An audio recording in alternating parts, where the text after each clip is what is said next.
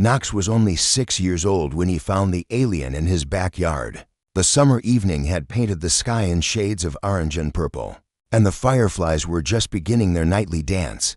He had been chasing his dog, Buster, through the tall grass when he stumbled upon something that would change his life forever. At first, Knox thought it was a wounded deer.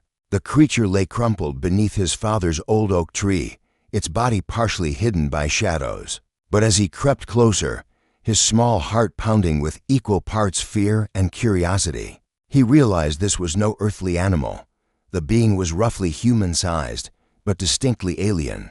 Its skin shimmered with an iridescent quality, like oil on water, and its limbs were longer and more elegant than any human's. What struck Knox most were its eyes, large, golden, and filled with pain that transcended species.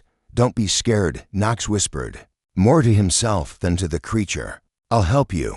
The alien's breathing was labored, and Knox could see a dark substance, presumably blood, seeping from a wound on its leg. Without hesitation, he ran inside, grabbed the first aid kit his mother kept under the bathroom sink, and returned to his unexpected visitor. With the careful determination only a child possessed, Knox cleaned the wound as best he could, using the antiseptic wipes and bandages. The alien watched him with those remarkable golden eyes, and Knox could have sworn he saw gratitude there.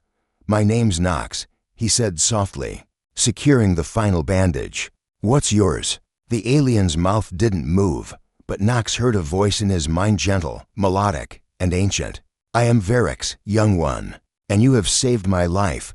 Over the next few weeks, Knox visited Varix every evening after his parents went to bed. The alien's wound healed with remarkable speed, and their bond deepened. Varix explained that he was a scout from a distant world, that his ship had malfunctioned, and that he had crash-landed in the forest beyond Knox's home, on my world. Varix told him one evening, "We believe that a debt of life can only be repaid with knowledge. You saved me, young Knox. Allow me to teach you something precious." That's when Varix introduced him to archery, not the simple sport humans practice, but something far more profound. The alien crafted a small bow from materials in the forest, materials that seemed to respond to Varix's touch with an almost magical quality. The bow was perfectly sized for Knox's small hands, lightweight yet strong.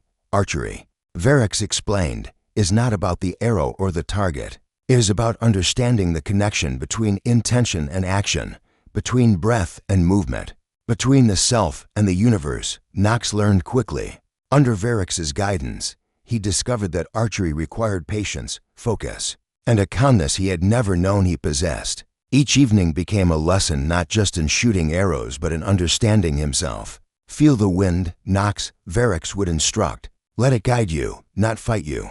The arrow knows where it wants to go, you simply help it find its path." As summer faded into fall, Knox's skills grew remarkable. He could hit targets in near darkness, could sense the subtle shifts in wind and temperature that affected an arrow's flight. But more importantly, the discipline transformed him. The hyperactive, often impulsive boy became thoughtful and centered. One evening, as golden leaves drifted from the oak tree, Varix announced that his ship was repaired and it was time to leave. "But I don't want you to go," Knox said, tears streaming down his face. Varix placed a long, gentle hand on the boy's shoulder. "Life is like archery, young friend. We aim for what we love, but we must also learn to let go. That is when we truly fly." Before he left, Varix gave Knox the bow. "This is crafted from materials not of your world. It will grow with you, adapt to you.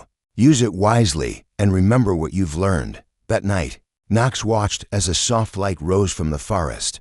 A ship he couldn't quite see disappearing into the stars. Years passed.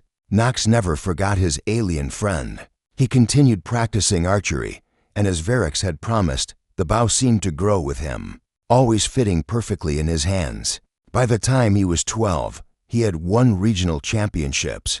By 16, he was competing nationally. But Knox knew his success wasn't really about winning. The lessons Varix had taught him: patience, focus, harmony with his environment. The understanding that true strength came from inner calm. These shaped every aspect of his life. He excelled in school, helped his younger sister Alexa learn to face her own challenges, and became known for his unusual wisdom and composure. People often asked Knox about his incredible archery skills, about the strange, beautiful bow he always carried. He would smile and say it was a gift from a friend, a very special friend who had taught him that the most important targets we aim for are the ones within ourselves on clear nights.